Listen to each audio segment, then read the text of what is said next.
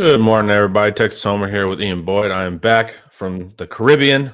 I had a cruise scheduled at the end of COVID. They got canceled and rescheduled right in the middle of football season.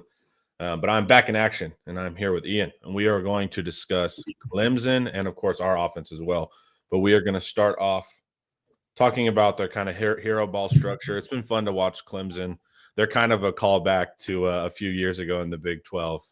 That I've enjoyed. I'm like, oh, hey, I remember all this.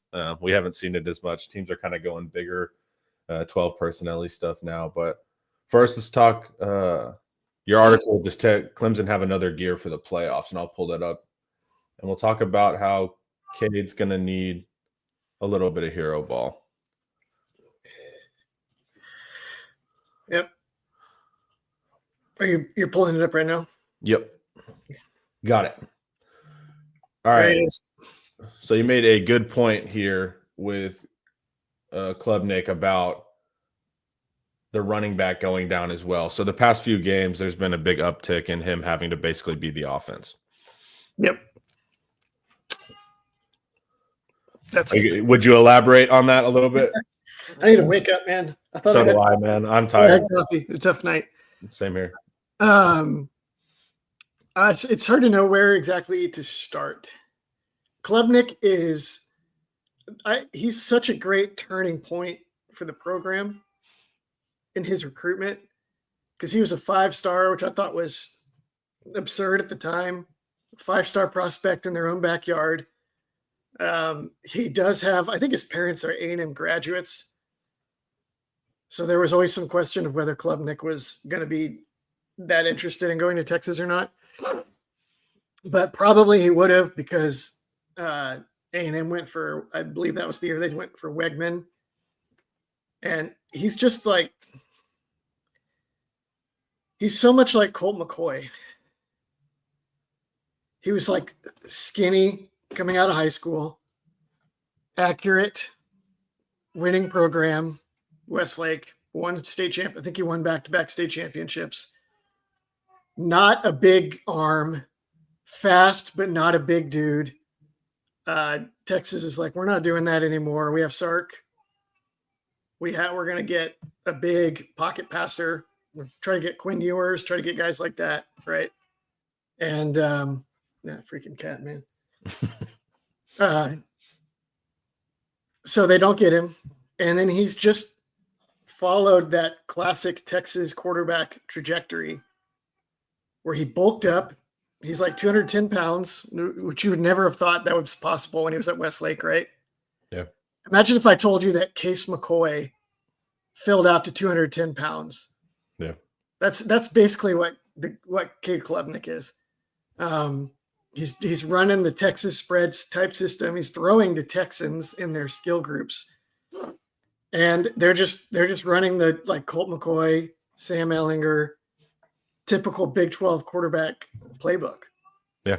They spread you out, and then when they need that extra gear, the quarterback starts running around and just becomes like an NBA, they call it like heliocentric offense, where it's like Luka has the ball every play and Luka makes like all the decisions. Yeah. That's like a great comp for spread hero ball. And that's what Clemson's doing with Klubnik. And what I thought was interesting, you picked up on it when I was watching Clemson. I've had to catch up fast. I just got back yesterday. But they actually have some threats on the outside, right? They have the slot receiver. They have the tight end in the slot. So they have the typical Big 12-ian access throws, right? They can get the really quick, sit-down slants, sticks, that kind of stuff. And what you'll notice is Klubnik's one of the better passers when pressured, which is interesting. So his completion actually goes up there. So sending the heat at Klubnik will be interesting if we do that strategically, because he's been really been able to hit those slots whenever he needs it. He's able to pick up the blitz and throw into it. But what they haven't had, and you've pointed this out over the past couple of years, is Clemson has not had anything on the outside that made them super dynamic. And now they do, at least there's some potential, right? And so you have Wesco, who we were interested in, and then TJ Moore. So how does having outside receivers now with some talent actually change the calculus there as well? Their 2018 team had, I want to say, T. Higgins. And then in the playoffs, Justin Ross, just like in the ACC championship and in the playoff run, freshman Justin Ross just went up a level. And then it was just checkmate. And that's why Clemson won the national championship. I mean, they had some other strong features to that team too. But that was a big reason they won the national championship in 2018. What it was just like Trevor Lawrence, and then he had one-on-one ball getters on either perimeter. And so, like, if you just left those guys one-on-one, they were going to make some big plays, and you were going to be in big trouble. And you just got overstressed, right? Most college defenses don't have good answers for if they cannot. Like, college teams have the following progression for dealing with a really good outside receiver. One, press him up with a good corner. A lot of college receivers can't do anything against press, right? If that doesn't work, just have your corner play off. And if they get those easy 5-yard access throws, you live with it. Level 3, bracket safety over the top or inside or whatever. And once you do that, you're already stressing the structure of a college defense. Like, college defenses don't function very well when the safeties have to get used that way. You need those guys in other places. And then if you need that on both sides, it's game over. Clemson is not there. Right. They have there's actually a lot we should get back to about Klubnik against pressure that I've been noticing watching them. But we'll circle back. We end up kind of circling back on the next portion anyways. Yeah. We haven't talked in a while too, so yeah, no, yeah, it's been a while. It's a backlog. So Wesco and TJ Moore are both freshmen. They've both been coming on at the end of the year. And this is, like, people pointed out, like, when Texas drew Clemson, I was like, I didn't really want Clemson, guys. That's not great. And people were like, aren't you the guy that on the live shows has been saying that they're fraudulent all year? Yes. Yeah, I was wondering when you were going to have to answer for that, because when we first landed Clemson, I was like, oh, no, the chat's going to come back for you. Defend yourself, sir. Well, there were two elements to it. One was that Clemson is just they actually have the sorts of pieces that you wouldn't expect from a 12 seed, like NFL defensive linemen, right? And guys that can actually play man coverage at cornerback and things like that, where you're just like, I don't want to play that in the first round. That's the whole point of the 5 seed was supposed to be that you don't have to deal with that. But then I also noticed that Wesco and Moore have gone up a level at the end of the year. And I don't know if that's going to stick against Texas and in the playoffs, but they are both super high rated blue chips. They are both special athletes. And if the light has come on like Justin Ross in 2018, then freaking look out. Like that's a big, that's not the team that was 10-3 this season. The team that went 10-3 this season did not have just that level of playmaking one-on-one outside. I mean, those guys have been sporadic throughout the year, so they've had it in fits and bursts. But if it's consistent, then yeah. And they've been able to do well in the scramble drill too. That's what's kind of frustrated me. Like, okay, we'll talk kind of his RPO stuff, or he can draw outside and get it to him. But their ability to kind of create with the quarterback too is also going to be frustrating. So what is this, an outside rep? Let's see what we got here. It's very basic. Very basic. Spread 101, spread 101. Press coverage outside on your guy. Yep. Top outside release. Throw a fade ball on a back corner who has his back turned and let your guy go up and get it. That's a good hold. That's a good hold shot too, man. That's a nice throw. Dude, Klubnik is. I feel so bad. I compared him to Case McCoy. He was like a little bit hurt in the championship game. And I was like, all he's doing is throwing to a wide open Jaden Greathouse, handing off to dudes running behind like an offensive line that had like 3 Division I players. He's accurate. He's got Coach Dodge's brain trust. Yeah, exactly. He's been developed for this since he was an infant. He had this like long wind up throw that I didn't like that reminded me of Case, and he was skinny. And I was like, there's no way. There's no way. Yeah. And I underestimated Clemson's strength and conditioning program, even though Well, you know what's funny is like they've fallen off in recruiting. They're still the 5th most talented team in college football. So it's like we've had like this past few years of like they're definitely Yeah. not the Clemson of old, but as far as like blue chip talent, they're still the 5th most talented team. That was always overstated too, because their best teams with the early teams with Lawrence and Deshaun Watson was like a good chunk of blue chips for sure. Yeah. But then also a ton of 3-stars that they developed. Yeah. And they're like Clemson was been one of the best schools for like redshirting a dude and just juicing him up real good.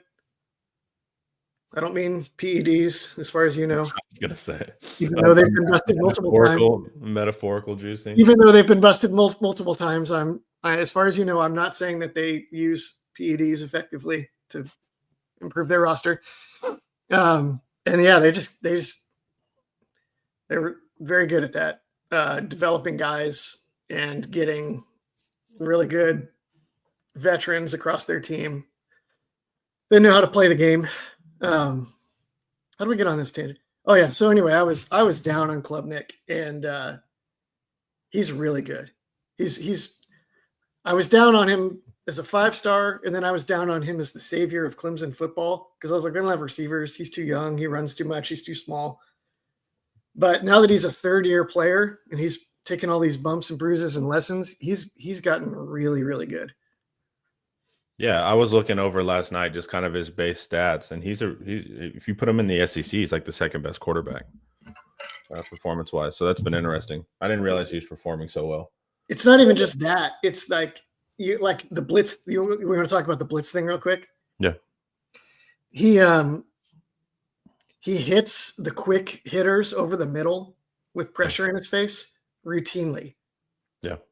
Like you'll see guys get all up on him, and his release has gotten really tightened up. Credit to their coaching staff or his trainer or whatever. And he gets the ball out and hits like the slot Antonio Williams or the 6'6" tight end Jake Briningstool, who's really good. And so he beats the blitzes like the way that one of the best ways to beat the blitz, which is with the quick hitting throw over the middle into the vacated spaces. And I saw a play from him against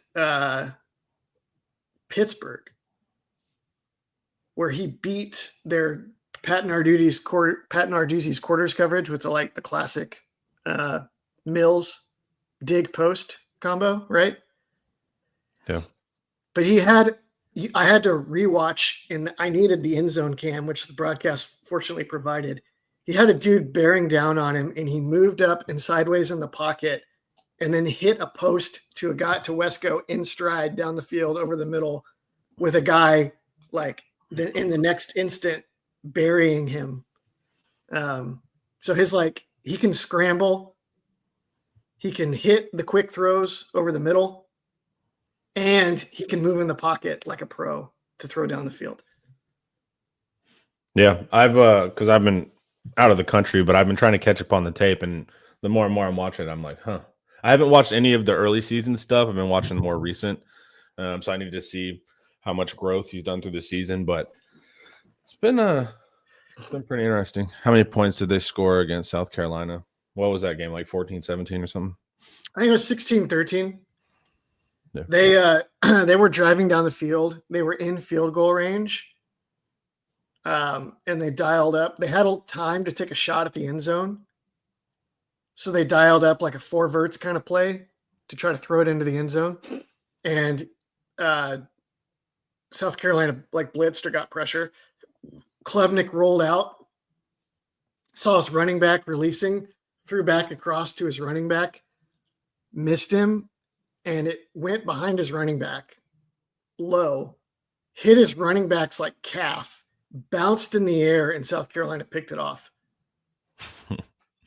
So in the moment I heard it was like, oh, Klubnik threw the game away on an interception. Classic. This guy's just never going to. And then I watched it and I was like, it was actually the flukiest. It was nonsense. The flukiest thing. People tried to downplay Texas' success / stats are skewed due to the teams they played. Could the same be said about Clemson given their schedule? Yes, 100%. So yeah, any raw stats could be right, but that's why I'll lean on like efficiency stats, opponent adjusted stuff to try to solve for that. So Clemson right now has the 12th ranked offense in efficiency, opponent adjusted, and they have the 23rd ranked defense.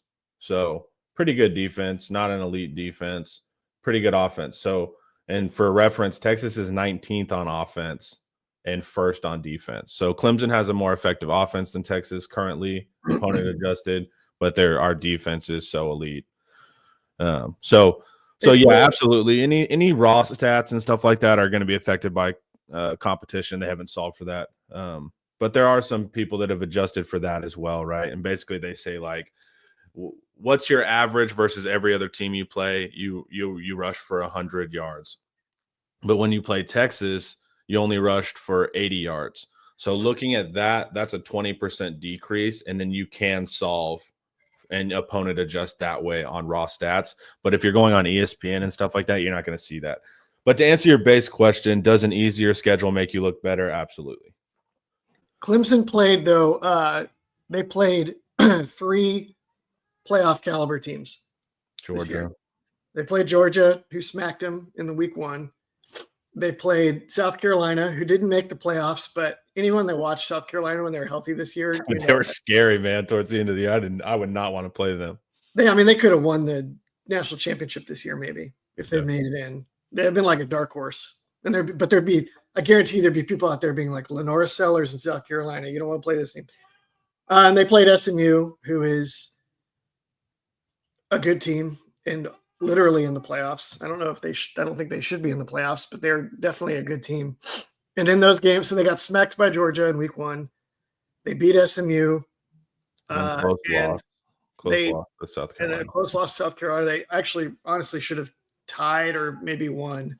So, and those were the last 2 games. So they're like, it's deceptive. Like these 2 programs right now, I would say Texas is on a decline and Clemson is on a incline. Now they're coming for like this. So where are they going to meet? We'll see. But yeah. We don't know if we're at the collision point yet. Texas was 19th, 1-9 on offense. That will be interesting. All right. What's this play? It's going to be some wide receivering. It looks. It's the exact same thing. Only he throws to TJ Moore instead. Okay. Same deal. Press coverage. Throws to the field, make a play. Yep. Cool. So that's the thing, right? If those 2 guys are making plays on the perimeter, this team I think they could play Texas close with hero ball, but they are actually like a playoff contender if those 2 guys play like show up. If those and also, like you said, they have the tight end, and then was it Antonio Williams in the slot? Yeah. So you have the quick access throws, right? They're blitzing. You're just going to run the quick slant, or you're going to sit down. You'll either SMU touchdown to the tight end shows that when they're in the red zone. So they can hit those, right? Now you got the fade balls on the outside. That's important. We'll talk in a second about how they're going to spread you out to help with the quarterback run, specifically the quarterback draw, which is tough to defend. And then on top of that, a quarterback draw RPO, which seems like impossible to defend right now. There's a lot of ways they can hurt you with this. It's funny because now we're saying the spread is like the old style with the old ways of football, the old spread ways. So it's been pretty interesting. Let's talk. This game you can probably like count like Texas usually, if Texas doesn't get 10 points from the opening script of like 20, 30 plays, then Texas is going to have a bad day. Just any opponent, right? If Clemson hits, I don't know what a good over-under is, 3 or 4 big plays to those outside receivers, then look out. All right, before we talk the quarterback run game and how they can cause us some issues, let's hear a word from David McClellan. I'm just going to say, guys, you probably need a fiduciary financial advisor, and I've got the guy for you. His name is David McClellan with Forum Financial. He works broadly and deeply with his clients as a financial life coach, and he should know something about coaching because he won several national championships as a swimmer for the University of Texas. He specializes in financial planning and has contributed numerous articles to Kipling on the topic of retirement tax bombs. So contact David today to be your fiduciary financial planner and schedule a 1-hour consultation to assess your financial situations. The free consultation is available, so just give him a call. The number is 312-933-8823. That's 312-933-8823. His email is also in the description below. All right, so we know that the quarterback draw is the most damaging version of the offense, but let's talk about some other parts of the quarterback run game. And I felt good about our quarterback run game. Run defense. So that'll be interesting. But we'll talk in a little bit how schematically they're going to stress us out more than other quarterback run games have so far this year, theoretically. But first, let's look. They have quarterback counter, right? So you have offensive linemen or a tight end together pulling to one side of the line and leading for the quarterback. And you can also get the running back involved here. So let's see. Let me make this bigger for you guys. They have every kind of counter. Yeah, it's been fun watching their run game, actually. I've enjoyed it. Is this quarterback RPO? This actually, I think, play action, but I don't know. It's hard to tell, actually. Maybe it is an RPO. But it seems like he planned to throw all along. Okay. This is just basic super counter. That's what they call that. Yeah, wherever you're sending 3. Yeah. So the running back lead blocks. Also blocks, yeah. So now we've started to see counter, you pull 2 people, and teams have now started to do super counter where they're pulling 3, which is smart. I mean, you got a running back. He's not the one running the counter, so why not lead block him? And I guess, who does he go after? The linebacker. Yeah, he didn't hit anybody, though. So doesn't really make any sense because the leverage makes no sense there for him to even get the linebacker. But, hey. I'd rather him run a swing route. Yeah, but, hey, you can't say you're running super counter and being trendy if you do that. All right, so that's quarterback counter, right? Pulling 2 guys. They're pulling a tight end and a guard there. And they'll lead block with the running back, and then Cade will cut up the middle. And that breaks where counter is supposed to break. And then quarterback stretch, right? A version of outside zone. This is what Sam Ehlinger ran into the end zone about 20 times against Oklahoma. Except I don't think Texas ever ran it from this formation. So this is a little unique. And this is, I'll tell you what, when Georgia ran these types of formations for Gunnar Stockton against Texas's reactions were not exciting. Yeah, but I don't know if that's just lack of planning, right? Yeah. It absolutely could be. When you this kind is great, right? Because it's a 4x1. Can you go to the beginning of it and don't start it? Yeah. So you have 4 receivers on the hash. Yeah. And then it's like defensively, how do you line up to that? By rule, your linebackers all have to get out of the box and go match up on those dudes.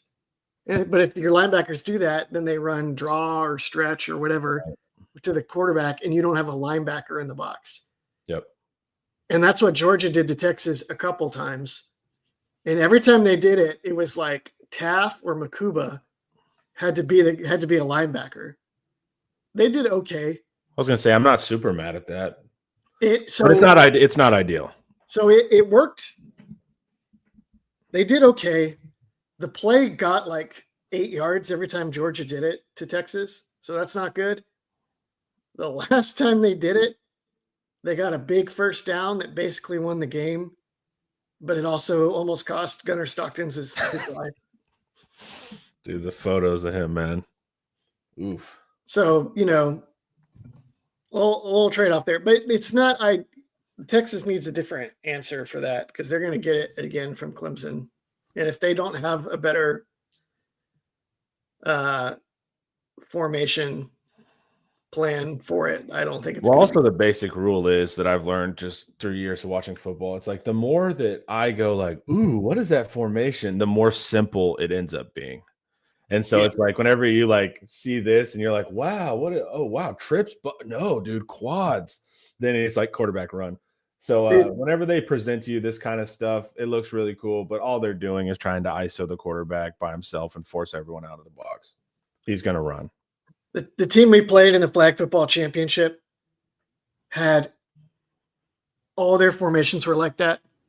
And the kids are young enough where I was allowed to be on the field telling them. Yeah. So they'd like line up with all the receivers to one side. And our kids are like, okay. And I was like telling the kids on the opposite side, I was like, they're all coming to you. Yeah. They're all over there so that they can run over here. Right. Like, be ready. And then where's the space? Where's the space? They would like have a running back, but then motion another guy into the backfield. And I was like, the guy they motion into the backfield gets the ball every time. My little 9-year-olds are like, they're motioning people in flag football and running like quads. oh, that's what I did early on before I handed over the play sheet to my co-coach and focused on defense. There we go. Real CEO mentality now. You got to work on talent acquisition, man. Tell your son at the lunch table. But I didn't realize flag football was getting that involved formationally. Oh yeah, but our kids could not. In the moment, yeah. Like it was like classic. Like if I took a screenshot and I drew what they were doing, it'd be so obvious. Yeah. But in the moment with little kids that don't watch football for their job every day of the week, right? It's pretty brutal. I love that. I love that wonky spread stuff like this, though. So do I. Even though you know what's coming here, it doesn't matter though. It doesn't matter. It's still really hard to stop because all the angles are so extreme. Yeah. So yeah, this will be fun. But basically, man, anytime you see empty quarterbacks and they're a running quarterback, you're getting some version of a draw. Now, what's interesting is see what they can build onto that. Because if even YouTube analysts are saying it's going to be a draw, then where's the level 2 of that play? But yeah, they have the quarterback run play action is the level 2 of that play, and then that's where that's the thing that would keep me up at night if I'm Pete Kwiatkowski. I watched them whenever he did that like weird draw rollout left versus SMU and then hit Wesco down the field. I was like, ugh, that sucks to defend, man. Yeah, that was SMU's best corner too. Yeah. And it's like, you know how you beat SMU's best corner is you catch him not covering anybody. Yeah. Somebody. You know what's funny also, ominous you might say, Westlake this year has all sorts of quarterback run and quarterback run play action, and they abused North Shore on Saturday. Dude, I did. Yeah, that was interesting. I wasn't able to watch it, but I got a text just saying that what the score was. And I wrote about it on the Substack. They had like 3 huge plays on quarterback run play action. Yeah. With quarterback, the thing said Texas should have done with Arch, and instead they ran that stupid fake QB sneak play. Yeah. It was garbage and cost us the game. The quarterback gets the ball. He lowers his head and moves forward like it's a quarterback run, but then he pulls up. Yeah. And your secondary if they're in zone and they have eyes on the quarterback, then it's a bad deal. Dude. Yeah. Especially that situationally where they're all keyed in to run. Oof. All right. And then here's some quick examples of the easy access throws that they can get from both their slot receiver and their tight end. Is that the cat? Yeah, dude. She's just living back there, dude. All right, this is the tight end. Let's watch him. And easy access. Finds the space. Good job. We got to watch out for that right here. This is really tough in college because this is really tough in football because defenses just don't have there's no position yet in the NFL or in college for cover the 6'5" skilled tight end. Yeah. Nobody has that position. It's like it doesn't come up often enough to need it. And then you need like a Jelani McDonald build. That's like the body style. It's so tough because you need to have the size to do with those to match them. Yeah. It almost always comes at the expense of having the hips to change direction and run. Who's the OU nickel that they have that's like a huge – is it McCullough? He just transferred. Did he? Man, I missed a lot. Like I missed a weird week. But he didn't play all year hardly. He was hurt, but isn't he huge? He's kind of in that realm, right? Yeah, but he's not any good. He doesn't do that. Yeah, but I'm saying like he loses his hips. Yeah. So this is the tight end here and the grave digger. This is actually the play I was talking about versus SMU from the red zone. So he's going to fire up right there. He's going to sit down really well. And most importantly, he lays down so he doesn't get popped. So they're doing like technique wise, they're doing the right things too. This tight end is showing like good understanding of space and underneath zone coverages. And then also making sure he doesn't get his head knocked off as soon as he catches this. So sits down. There we go. So that's what you got to worry about too, right? So you start worrying about the fade balls, okay, and then you got to worry about Cade taking off through the center, and then once you're like, all right, let's heat them up. Now you got to worry about the slots, tight end and wide receiver, being able to catch those things. So they're a pretty interesting team, man. Like if everything's working for them, they threaten at each spot. Yeah, they don't. They have it all. Like they hit Williams on like rubs and unders on the move. He's fast. They have the Colt McCoy to Jordan Shipley deal with Klubnik throwing to Browning-Stool. They have the quarterback run game, starting to develop the talent outside. The offensive line is not that good. Their offensive line is like one of those late aughts Mac Brown offensive lines where it's all like 4-star white dudes from suburban programs, but they're not actually like NFL athletes. That's Clemson this year on the offensive line. Cool. All right, so we're going to talk in a second. We're going to show you guys some diagrams of why the 4 removed wide receivers is an issue for offenses. But before we hit that, let's hear a word from Luxe. This video is brought to you by Luxe Kitchen and Bath. Luxe has been offering high-end kitchen and bathroom remodels for 3 generations throughout the greater Austin area. With 5-star review after 5-star review on Google and Facebook, and an A+ rating from the Better Business Bureau, you can put your faith in Luxe Kitchen and Bath's award-winning designers and skilled craftspeople to bring to life that dream vision of your special home. But that's not all. Luxe's all-star team provides full remodels, large additions, and even commercial build-outs as well. So call Luxe Kitchen and Bath at 833-358-LUXE today. Or visit luxekitchenbath.com to discover where quality meets luxury and begin the process of transforming your home. Get a free quote today by calling 833-358-LUXE. That's LUXE. Or by visiting luxekitchenbath.com. Link in the description. All right. Dude, hold on real quick. Yeah. Wake Forest just hired Jake Dickert as that's why he's trending over there in the corner. Oh, so you can see it in the corner of the article because it's a trending on 3 top 10. Right here. Wake Forest just poached Jake Dickert from Washington State. That program is just getting like strip mined right now. Yeah, they just lost their OC.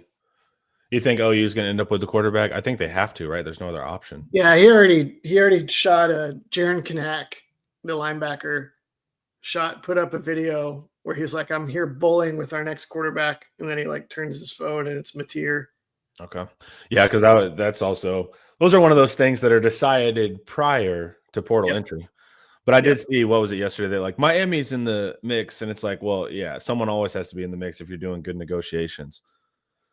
Well, like I think that actually probably mattered for Oklahoma. Because it's going to jack the price, but they have to pay it. Yeah. And that hurts them. They are trying to moneyball things now at Oklahoma. Yeah.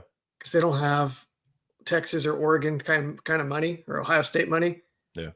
And having to overpay for a G5 transfer quarterback is not what they want to be doing. But they have to. They have to. And also just, he's a good quarterback, but also just politically, they have to. All right. He might be worth it. I think he will be, unfortunately. I think he's good. All right. So this is the 4 received receivers, and we're using a tight end as a receiver because Clemson's using a tight end as a receiver. So this is the 2 high structure versus a 4 removed. And what's the problem with this, Ian? What's the matchup issue that can occur here? It's that W versus the Y. Because either your linebacker has to leave the box to match up on that guy, And then you don't have the linebacker in the box. So if they run the ball, not so great. Oh, also, he's a linebacker. Right. And one problem with my diagram is it does not convey the amount of space because the dots are too big. Yeah. The space between the hash to the sideline and that, like the left tackle here to the boundary sideline, is actually kind of big. It can be kind of big. And so your will linebacker out, and if you do have him leave the box to check receiver routes by the Y, I mean, he can get like just put in a blender and whipped. We've also seen that tight end has really good feel for space, right? Like he's gonna if you do a zone drop and try to avoid this pure matchup thing, right? You don't want the one-on-one. He can also exploit that. Well, so that's the problem with the two high structure. I mean, this is like it's even worse than that too, because like somebody like Tom Herman, I don't know if y'all remember this. Tom Herman used to put the Y where like the H or the Z was, and then put the little Jordan Humphrey where the Y is. Yeah. And then little Jordan Humphrey would run option routes against the weak side linebacker, and it was like just automatic. He did it with Duvernay too. The fall in 2019, it was just automatic. Like there was nothing you could do at all, except like completely distort the structure of your defense, and then you were vulnerable to something else. This is the look too high versus a trip structure, real quick. So you end up with the mic on the Y here, and then the free over the Y. So if Y goes inside, Mike will take him. If Y goes vertical, safety will take him. But that's too high, right? But we're not playing a ton of, well, we do play a too high shell, but we don't play a bunch of too high coverage, right? We're playing a match 3 system. So we should be able to account for this issue with our defensive structure. So here is what it looks like versus one other note on that too. Washington did this to Texas almost every play last year, and it just chewed them apart. Yeah. We don't talk about that, Ian. We don't discuss that. Okay. This is the cover 3 versus this same look, right? And what did we solve for here in that Y matchup? You trade a deep safety for having a defensive back on all 4 receivers. Yep. So you're going to end up, who's that matchup going to be? Makuba or Taff? They do it a few different ways. They usually design it so that Makuba takes it if it's a more difficult coverage responsibility, and Taft takes it if it's an assignment that's going to put you like more around the box to play the run. Yeah. Which is a nice flexibility. That flexibility is like, that's all the rage now. That's what everybody wants, is like 4 corner types and then 1 like box safety. Yeah. Or 1 alley safety. So our cover 3 match should answer that problem, right? We shouldn't have to deal with our linebacker on the Clemson tight end, which is good, ideally. I mean, you can at least gives you a chance to go play. Right. And they've been so freaking good this year. Like top to bottom, it's like Barron, Makuba, Gilbo, Muhammad with Taff over the top. Yeah. There's the offense never has anywhere easy to go with the ball. And well, this is a hell of a lead in. So how do you stop Clemson's hero ball, Ian? And like you said, the first thing is we have an incredible secondary, right? So they've been really good. I mean, Clemson, if those outside threats start to come on, okay, well, Thorpe and Malik should be able to handle that theoretically, right? Yeah, if they come out and beat Thorpe and Malik, then you're just like, wow, Clemson played really great. But yeah, I wouldn't. Yeah, that's not what the odds would say. 9 times out of 10, right? Did you catch the stat? The spiked ball stat. I've The been an informational black hole for a week, dude. I've been out at sea. The passing efficiency on targets against Jahdae Barron this year were less efficient for offenses than if they had just spiked the ball on all those plays. That's insane. Send me that because that's fascinating. It's because the interceptions weigh so heavily and there were so few completions. Yeah. That I'm so proud of him, man. Like Jade will go down as like a fan favorite, totally earned. I have another thing. What? I think retiring numbers is dumb. I hate that they retire numbers, and it always makes me like nervous. Like I have this like the stupidest anxiety that's like, what if you run out of numbers? Like, what if we're too elite? What if all of our players? What if like all the cool numbers, like you can't use them anymore because you retired all these dudes? Like, that is true. It's like we can't lose number 7. I like the idea a lot better, where you make certain jersey numbers go to like you have to earn it, like single digit, like UTSA's system. So like next year, if Jalen Gilbo's like, how about I wear that number 7? And it's like, how about you prove that you can be a dominant player, and then if you return, we'll give you number 7. Well, now they're being used as bargaining chips in recruiting. Like that's part of sweetening the pot. It's like we're going to give you X dollars and number 2, you know. But mine is even better than that, because instead of it being about, we'll give you one of those single digit jerseys, which Sark obviously does that. It's even better if it's like earn the right to carry on the tradition of wearing this number. Yeah. I like that way better than retiring numbers. I think retiring also, I agree, is just kind of silly. It's really cool too. It's like, it's just really cool. Yeah. The Liberty Hill does that with their Mike linebacker. Dude, I thought we were going to get through one episode without Liberty Hill talk, but no. I found the perfect place to drop it. Dude, if there was on 3 for high school, man, you could be the head mod, Liberty Hillin. All right, how do you stop Clemson's hero ball? Okay, outside threats. Feel good about these matchups. Okay. Yeah. Slot threats.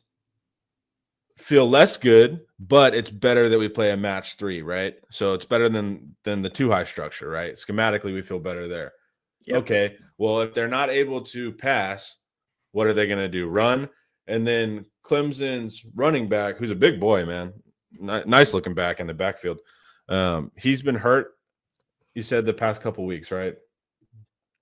Maffa. Yeah, he's got some kind of bad shoulder thing. Okay. He's got the harness. He his specialty is jump cuts. He's like 230 pounds, but he can jump cut. Yeah, he's a nice looking back. It's just not there, which is confusing to me why you wouldn't be able to do that because of a bum shoulder. So maybe he's got something else going on too. Yeah. Or maybe he just doesn't want to run hard through contact. I don't know. But he's been a shell of himself. So Maffa not performing at his height. Okay, so that part of the run game is not going to be able to be leaned upon as much, right? Okay, well then what does that leave for us? That leaves quarterback run. Yep. And so even their backup running back got hurt too. Okay. Which is maybe actually not good for Texas. Go ahead. So ominous. So that leads Cade's going to have to play some hero ball, right? And so the intuitive part here. There's one other thing they could do, but go ahead. Well, go to that first before we hit the quarterback run. What else could they do? They could just take the running back off the field. Yeah. And play another tight end or a receiver. And just lean in even harder. So like if they have 5, if they can play with 5 removed receivers and all 5 of them are legit dudes. Yeah, that's going to be then all these solutions that I just laid out go out the window, because now your linebacker's back in play. Back in the mix. Yep. All right, let's hope that doesn't occur. Let's hope they continue to use running back, and then it ends up going with Cade. So the unintuitive part, when you hear hero ball, Ian actually leans into that. He's like, all right, make him be the hero ball. But the most important thing is if he's playing hero ball, you got to take away his sidekicks, right? So it has to be on him. So Cade needs to be throwing everything. Of course he will as a quarterback, but also we need to rack up hits. And Ian also talked about this theory versus Marcel Reed at A&M. I don't remember if he talked about it versus Arkansas as well, but that's kind of been your style, right? Like, all right, cool. If you're going to be a running quarterback, get hit 20 times. Yeah, well, they I don't remember if that was the prescription for those guys, but yeah, the hero ball. The comparison I made was like Jokic or Luka. I don't know if these NBA comparisons work for anybody, but Explain it. it's that like those guys have the ball all the time and they're like the best passers in the league, and you don't want to double team them because they're going to beat every double team with a pass that gets like a wide open 3 or a wide open layup or whatever, right? If Clemson spreads the ball, if Clemson spreads the field out, and maybe they even go ultra extreme with take the running back out and just put another receiver or tight end in to spread you out. If they do that, then you can either match everybody up and be vulnerable against the quarterback run, or you can make sure that you can stop the run and leave some space outside. I would say make them run the ball even against a light box. Even if you're like exposed in the run game against Klubnik, make him do it the whole game. Because like you see this with Jokic sometimes. When teams make Jokic score all the time, he does wear down, especially if you can do some other, it doesn't really matter. If Klubnik has to get 15 or 20 carries, lower his shoulder that many times, he may run for 80, 100 yards, but are they going to beat you without the passing game? Probably not. I agree. It's also on the ground. It's just the least efficient option. Yeah, and their line is not that good. Like you're going to get some TFLs and some run stuffs because of Texas's quality on the defensive line. Gaddis just said, I really think our speed at edge allows us to do whatever we want and still contain Klubnik. No. Sadly, no. Yeah, because the thing with the edge, the quarterback draws, he's not running outside on us. He runs between the tackles. Yeah, he runs. So it's like, even if the edges are very fast, now you can talk about some stunts, right? Sending them through the B gap, maybe something like that. Because if you delay the edge stunt, what that'll do, right? So say the tackle's outside, edge loop back inside. If it is a draw, when also you have to know it's coming at the right time. But what that does is open the gap for Klubnik. So he'll see that on the draw. He'll run to that gap. And at that point, you'll have an edge pulling into that gap. I've seen that a couple times versus Clemson. But like you said, you have to guess right. You have to time that stunt with their draw, which is not always easy. So edge can help with the quarterback stretch stuff, but all that. But the draw stuff, he's just sitting down and he's running through the B or the A. Yep. They're going to run, up the middle. Fast too. He had like he's faster than you think. He's probably like he might be like a 4.6 guy. Yeah. I think he had a good 200 meter time at Westlake. So he can actually get away from you a little bit. Yeah. So that's the plan, right? Take away the pass. Running back is still struggling. Big back too, man. This is that Westlake, one of Westlake's quarterback run play actions. Watch this. Yeah, let's look at this. Still not too late to do this with Arch, Sark. You can still do the right thing.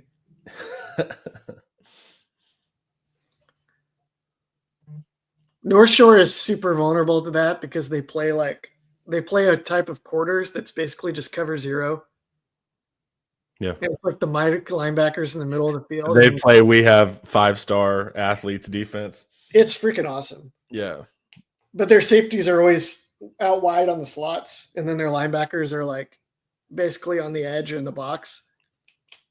So if you beat their linebacker and increase them up the middle, then they can be had. And Westlake got that. That's why I say Ant Hill is going to eat. What was the game that wasn't there a game where somebody spread Ant Hill out and he like couldn't have an impact? Which was that? Mm-hmm. Oh, it was Mississippi State. Put him in no man's land. Yeah, that's what. That's also the problem with eating running backs, right? Like you're gonna have Ant that's like, I'm tired of the quarterback draw, and then that's when you get pop passed. So there's answers for Ant Hill's eating. Kansas State used to call that play taser. They had a pop pass to the fullback on quarterback ISO, a quarterback draw. Yeah. They'd have like that lesser Gronk brother at fullback. Yeah. And he'd like lead up the middle for Jake Waters. And you'd think that he was coming to just bowl you over, and then he'd run by the linebacker, and then Jake Waters would pull up at the last minute. And dude, the inside one doesn't scare me as much because it's more known, but that one they did versus SMU on the outside kind of like run, that's the one where I was like, I don't know how you like, they're going to catch you at least once. You're going to mess that up at least once, especially if they're running the quarterback a lot, right? You know, like we're going to start firing on that. So it's going to be interesting. All right. So we're 50 minutes in. We haven't talked about our offense. that's good. All right, so let's discuss Texas, right? So what's the Texas offensive identity? How do you create that? Exactly. Who knows, right? How do you create that this late in the season? My gut feeling is the identity is already created. It's just not a positive identity. Because the identity numbers wise is a team that's struggling to finish right now. 100 something in the red zone. This was a red zone issue we had last year as well, and was the death of us last year. So we struggled to run. Man, whenever the Kentucky and stuff, it's like, is that an aberration? Not really. We can run sometimes, but against the higher level teams, apparently not. So it's not a dominant rushing offense. We struggled pretty much. Vanderbilt was kind of a turning point. We played bad versus Vanderbilt. Then it got solved for a couple weeks, and then Georgia shut it down. We don't have overwhelming NFL talent in the running back room right now that we're used to. At wide receiver, Isaiah Bond, who's our speed threat, wasn't practicing this week with a hurt ankle. So to take the top offside, I think Matthew Golden has really come on. I like Matthew Golden's play style, and he's able to go up and get it. It's important. Gunnar Helm's going to be important. But as far as like top off, Bond hasn't been there, right? Quinn is, has his problems where it can be streaky, right? So I don't really know. And then of course we already have the use Arch instead of Quinn identity change. And so then there's the Arch Manning question, right? Do you believe Arch Manning? What made me laugh a couple weeks ago, not on here, but on Twitter, someone was like, we should bring in Arch Manning for a package not in the red zone. I was like, that's just Arch Manning playing quarterback. You're just asking for Arch Manning to play quarterback. But the offense has some issues, man. And so what do we do about that? I don't think we lack identity. I think we have an identity. I think it's not a great identity. But how do we bunch everything together for this final push, right? Because you said earlier, it feels like Clemson's going up and Texas is going down offensively. So Texas had all sorts of stuff that they saved up for Georgia. Sark drew up a million like one read shot plays in the passing game from like spread sets where he like just had a bunch of formations where he could create a rub and get somebody like usually Moore, maybe Golden open over the middle on a crossing pattern. And it was like, okay, we're going to play Georgia. They're going to play man coverage. And this time we're going to have all these different looks so that we can get our guys off of their defensive backs and get them open for, and it's just a one read play for Quinn. And they did it, and Georgia still stopped him. Yeah. And I just don't think one read spread passing is that impressive or that hard. I don't know if it's going to be hard enough to stop to get Texas through the playoffs. So it's like, what's the deal? Do they have a receiver that can get open against really good cornerbacks in man coverage when you really need it? Seems like no, right? That hasn't happened. I think Golden. I think maybe Golden. I would say, and it's not even with Golden. The nice thing about Golden, he doesn't necessarily have to get open. He can fight for it, and that's what we'll need. Yeah, that's what we'll need. But that even if that right. Quinn has to throw a perfect ball on time, right? And he has to be willing to throw it. So I just don't. That or Helm throw it 9 feet in the air and Helm just plucks it from the sky. But I agree, man. The ideal thing is you beat him at the line and Bond is wide open, or you hit him in the screen package and he just blows up field. They don't have that. I don't know if we're gonna have. I don't know if we're ever gonna see that again at Texas from Bond. They don't have like the one-on-one passing game. They don't really have progression passing. So like if I pulled up my 4 laws of quarterback play in college, number 1, receivers make the passer. No Bond. These receivers have not made Quinn into as much of a passer as say Worthy and Mitchell did last year. And sometimes when Quinn gets going, then we get a case of the drops. So it's just like kind of always out of sync. Yep. Number 2, game manager is not an insult. The thing that Quinn has going for him is that he's a terrific game manager and he can handle a high volume of scripted plays from Sark and design plays from Sark, which is great. That's like, he's so good at that it almost makes up for the other things. Number 3, running is the major value add in college from a quarterback. Quinn does not have any. Right. And it's really, it's crazy because he's like so good at throwing on the move. And so paradoxical. It's hard to explain to fans. It's like he has good movement outside of the pocket, but don't let him get too far outside of the pocket. It's weird. And he can't get out of the pocket. Yeah. It's so weird. Like he's just so bad at getting out of the pocket. Yeah. And then number 4, spread passing is an old man's game. The big advantage you can get from a guy like Quinn, who's like in his 3rd freaking year as a starter, is that the quarterbacks at that point can actually start to master, here's how my protection works. Here's how I can change my protection when I see this defense. Here's my progression. I go 1, I go 2, I go 3. If I use my eyes here, I can get to 2 faster, whatever. And Quinn has never mastered that stuff. So it's really disappointing, quite frankly. And maybe a lot of that is on Sark for not developing it in him. Maybe we'll see a breakthrough of it in the playoffs and Quinn will take Texas to the national championship. I kind of doubt it. I mean, I definitely doubt it. I don't think that's going to happen at all. Every time they run mesh now, he reads post wheel and then he never gets to the shallow. And the shallow is always wide open underneath it. And he always instead throws the wheel. And half the time it nearly gets picked. Yeah, now the safeties are coming over on. The safeties know it's coming now. Or the corner, freaking Georgia's corner. The only reason Georgia didn't intercept it is because he got thrown off by the timing when Quinn hitched it. Yeah, which Quinn does, which is actually it was a mistake. The DBs are right. They're reading it right, but Quinn does these like triple hitches. All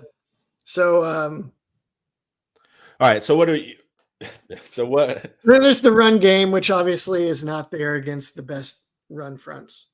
Yeah. Now fans have pushed back on me a lot on this because they're like, well, it's not there against Georgia. We're not going to face Georgia. Yeah. Maybe it's not. Maybe it'll be there. But if you look at the Michigan game, it wasn't really there against Michigan either. Yeah. So I don't think Georgia's the only team that's going to play really good run defense in the playoffs. So especially because intensity gets up in the playoffs. It's like the NBA. Like, there's really no point in watching regular NBA basketball regular season. It's a different sport in the playoffs. Exactly. Yeah. So that's the tricky part of the offense, right? Because how many games are we at where it's like we're scoring? I mean, Arkansas, we can't score. A&M, we can't score. Georgia, we can't score. It's the opposite direction you want to be going with an offense as the season goes down. The only identity is Sark's play script. Correct. That's the identity. And you can just set your watch to it. Like when Texas only had 6 points at the half against Georgia, or in the first whatever against Georgia, I was like, they're effed. They're not going to win this game. They did not get Texas wins their games in the first quarter or first half. Yeah. And Joe's done an article on this. How Quinn starts is generally how Quinn finishes. So Quinn starting hotter, you're probably going to win. If Quinn struggles earlier, you're going to have some issues generally. But that's also, I think, talking about the Sark script. We've also talked about Quinn's completion rate goes from low 70s to mid 50s by the fourth quarter. So you're losing almost 20% in accuracy from the first to the fourth quarter. I haven't even seen anything like that. And I had somebody go, well, like, I have. With who? I've seen this before. Who? Uh, Liberty Hills. no, Liberty Hill. If Liberty Hill's throwing the ball, they're screwed. When Yeah. they lost to Brenham a couple of weeks ago, they kept like throwing the ball on third down, and I looked over at my friend and we're like, they must be panicking down there. Who drops off like that from first to fourth? 2014, there was a quarterback Texas had named Tyrone Swoops. Yeah. Who would start the game solid with Sean Watson's play script, and they'd have like new formations and plays every week, and they'd hit those, and it'd look good, and you'd be like, hey, there we go. And then the play script would dry up, and then it was back to Tyrone Swoops' awful footwork, inaccurate, terrible, and then Texas would crater. Yeah. It's actually the exact same. Yeah. He was great first half. So this is something that on a different scale. Like Tyrone Swoops on Sean Watson's play script was not Quinn Ewers on Steve Sarkisian's play script. Loaded with NFL talent everywhere. So he was great. Yeah. He had a great last game, first half. I want to hear for once one of the comments being Quinn had a great game. Because I get to hear about Quinn's quarters and halves a lot. I want to hear Quinn elite game, full game. Alabama, right? Yeah. That's Michigan. I mean, he didn't have to play the full game. He didn't have to play it, so we don't know. But he was did. great. That's an example of winning the game early. That's what we need to do. It's like he wears down after 4 or 5 drops. Yeah, it's definitely mentally deflating, right? To have him drop that much. I don't know. That's what was frustrating with Georgia. It's like, dude, Quinn was looking good, man. Like that golden dime. Yeah. The end zone, like that was an incredible throw. Yeah. And then so like that's what's so frustrating with the offense. It's like when Quinn's on, now the receivers are off. It's like something's just always kind of springing a leak. And that's why it's a little bit tricky. He threw some good balls down the stretch even too. Yeah. Big 12 championship. Yeah. Oklahoma State. No. I mean, they just blew them. They just blew the doors. I mean, he played good. Yeah, we're talking about just like a good game, man. Yeah, I mean, he even had a pick in that game that got like pick six. I don't know. I don't know if he's ever had a game where he led fourth quarter drives to win. Well, that's the issue, right? It's the finishing issue. Washington, right? Washington chance to win it, not able there. Almost. They've won games in the fourth quarter by running. Usually, when they have like gotta have it drives, it's almost always running the ball. Yep. Yeah. So that's the big thing, right? And I think RT did an article about it. The outsized impact of finishing a drive. I mean, it's almost the inverse, right? You could play you could be a 40% completion percentage, but you win versus Georgia at the end. No one's going to talk about that bad game, But if you have 300 yards and don't finish versus Georgia, that's the tricky part. So is it fair? Yeah, I think it is fair because it is about finishing, right? But it does end up psychologically making a big difference, right? You could have a bad game as long as you finish strong. If you play a good game and don't finish strong, people are still going to be mad at you, right? If he wins, then we can all shut up, right? Yeah. But there's a couple questions, I think. Are the Clemson linebackers and defensive backs susceptible to double moves? The linebackers for sure are, obviously, because they're linebackers. They got big corners, man. They got big secondary. Their corners are awesome, and they have one good coverage safety, Khalil Barnes, and then the other guy, RJ Mickens, is just a cleanup hitter. He's like 210 pounds. They play a lot of big dudes, and if you get them going the wrong direction, they can't recover in the middle of the field.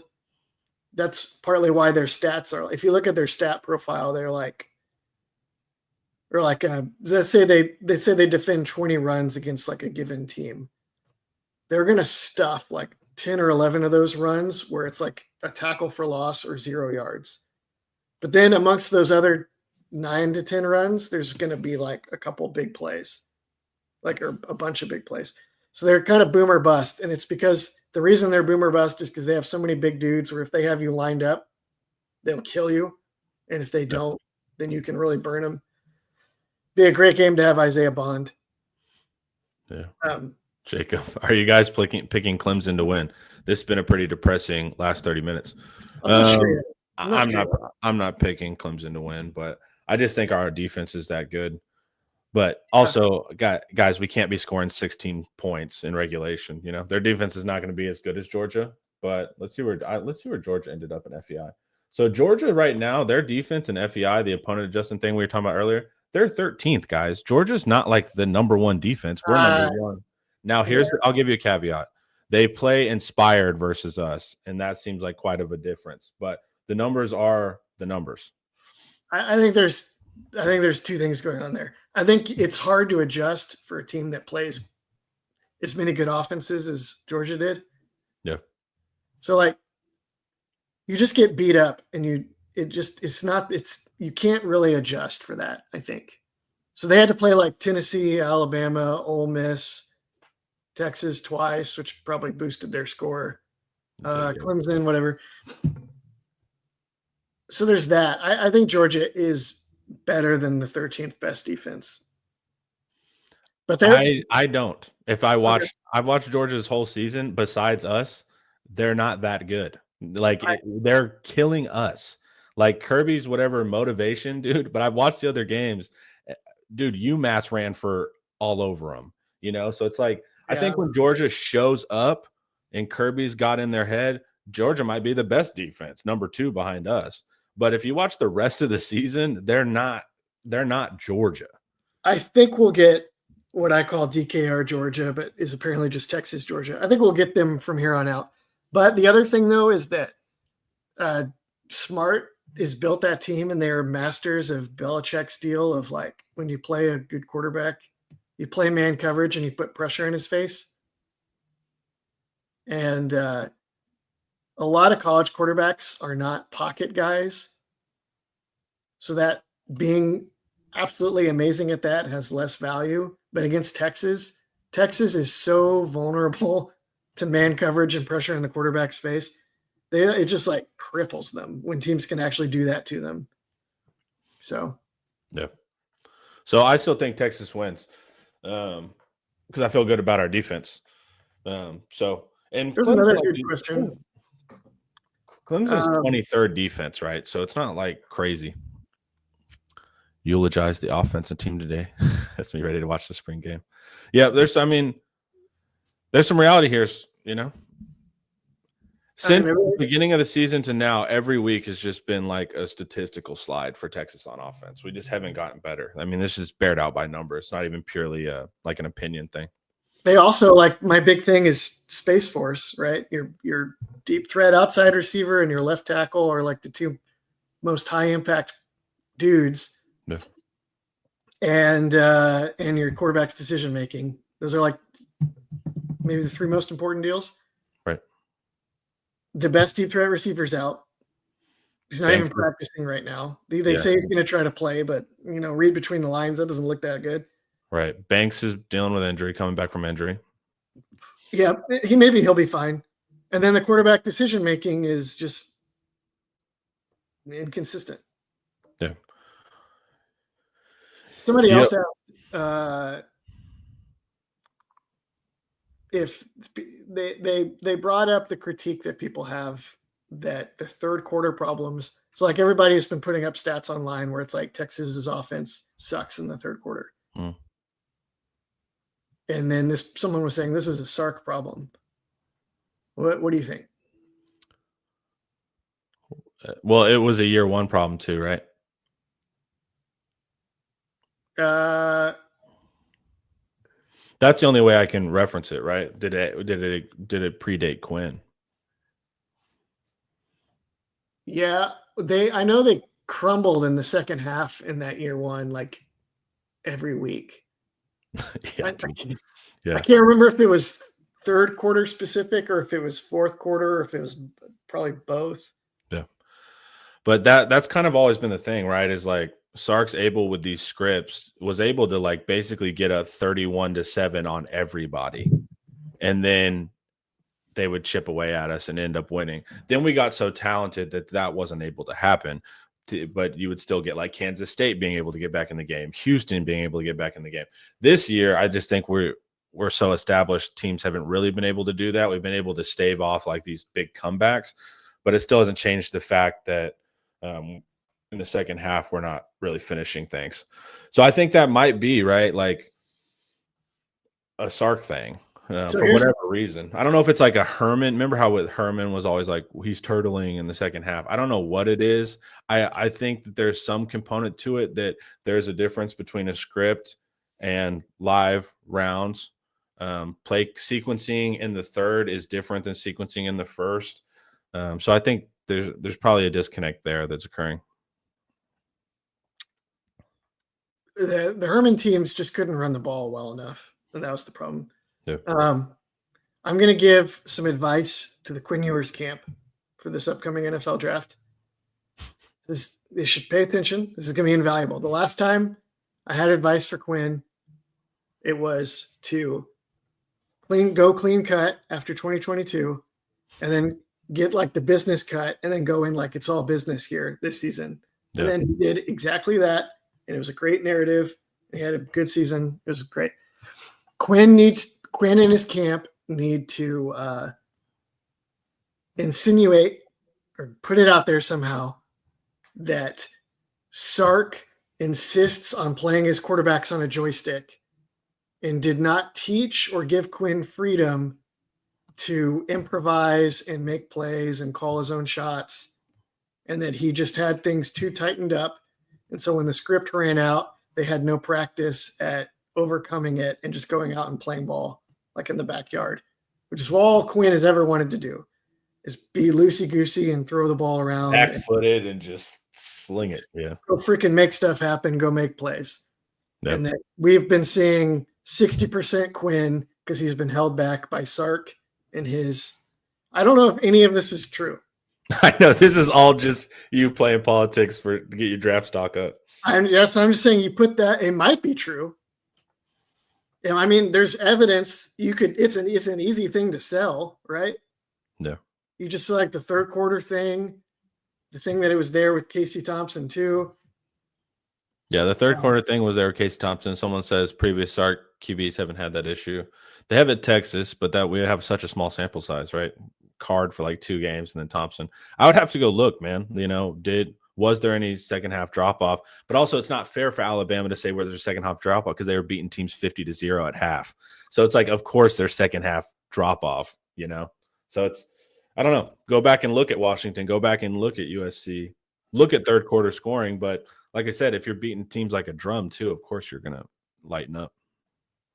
It could be that you could argue that Sark has leaned more and more into falling in love with his own ability to draw up one read shots rather than teaching quarterbacks how to do real progressions and be. But like I said, I don't know if that's a Sarkisian thing or knowing your quarterback.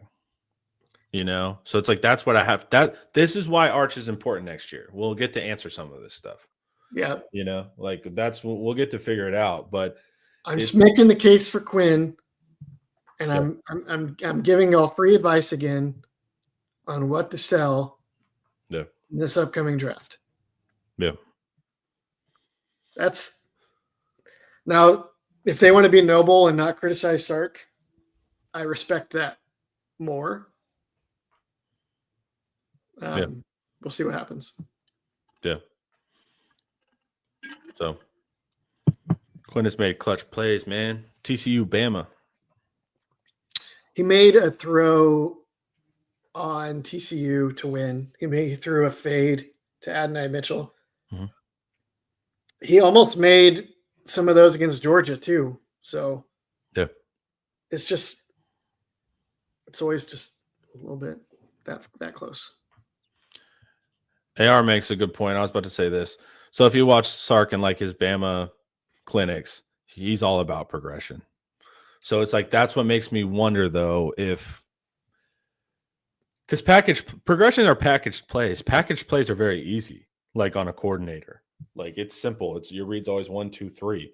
So it's like I get the motivation there to do it. I just have to see, is this a Sark evolution, whatever, or is this dumbing down or what's going on there?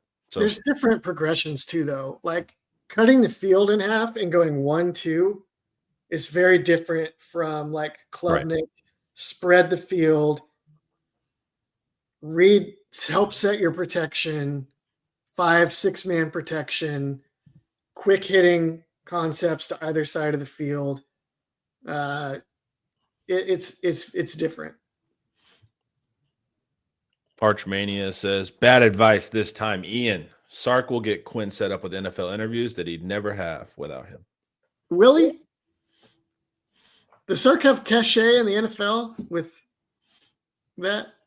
I think he's respected offensively. I mean, I think that's why you get a Whittington to the Rams. Like, I think he's respected offensively amongst those minds. I don't know about like GMs and stuff. I don't know. He had a short stint in the NFL, so I don't know how it works. But I think he's also just saying that he maximized Quinn more than Quinn would have been maximized. I think that's what he's saying. Correct me if I'm wrong, Archmania. But the reason why Quinn is getting these interviews in the drafts or whatever is because of Sark's system, surrounding him with talent, making Quinn look how many wins does Quinn have playing at Texas Tech, kind of thing. Well, we don't know. So if you're Quinn, you would like to sell a positive counterfactual. Sark's quarterbacks in the NFL do not have a great track record. Shh. Which suggests no one mentions the second half of that. It's always they get them all drafted and then they don't do anything. Correct. Yeah. But we don't talk about that. We only talk about the draft stock. So maybe it's right. Maybe he isn't teaching any of them how to set protections or make more advanced progressions. The joystick QB thing is annoying. It can lift a QB that has a base level of skills, but it also put a lid on a quarterback. Correct. I think Sark's deal is like, if they were better at hitting shots and better at running the ball, then you don't need a quarterback that's off the joystick. I want Arch off the joystick. I don't want any joystick going on there. I want bombs. I want scrambles. I want him trucking guys. That's true. But how many drafted quarterbacks actually pan? Correct. But I think, what is Sark batting right now? Tua? As far as NFL starters. Tua counts, right? Tua's been. Now I mean, if you want to. Tua, even though it was all RPOs, Tua's probably the guy that Sark gave the most freedom on the field. Yeah. So, what's Mac Jones doing right now in the league? Not much. He's hanging around. Okay. So who do we have? Leinart? Yeah. Jake Locker? Yeah. Washington. Uh-huh.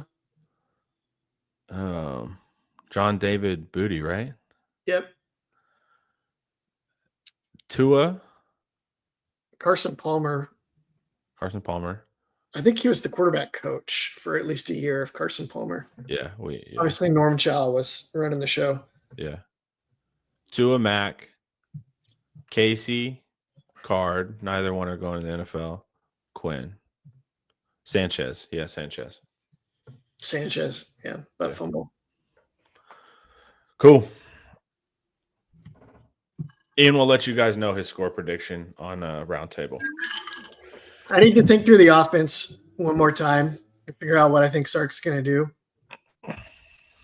And then go from there. Yep. I've been feeling down on it, though, since the draw came. I was like, this is going to be just the thing where they get Clemson, and Clemson comes into DKR and wins another close, ugly game. Yeah, I don't know. I need to, admittedly, I've been in a boat for a week, so I need to study Clemson more. I've only watched 2 of their games yesterday, but we'll see. But sorry to Jacob. We wish we could report more positive news, but I'm getting nervous about next year too. I need to see some D tackles on this team. Yeah. And also, Jacob, we're not the only analysis, man. Go over to Inside Texas. We got several writers. And they give you all sorts of perspectives. So we have other analysis. Some guys are more rosy than us. Well, they're not grumps like me and Ian. So yeah, we're not the only analysts. So go to InsideTexas.com, sign up there, guys, and you can read a whole bevy of writers, and they all have different opinions. We all have different ways of thinking about football. And everybody else in Inside Texas is way more bullish Yeah. than me and Connor. So Yeah. Yeah. So if you want to hear the more positive spin on it, go to Inside Texas.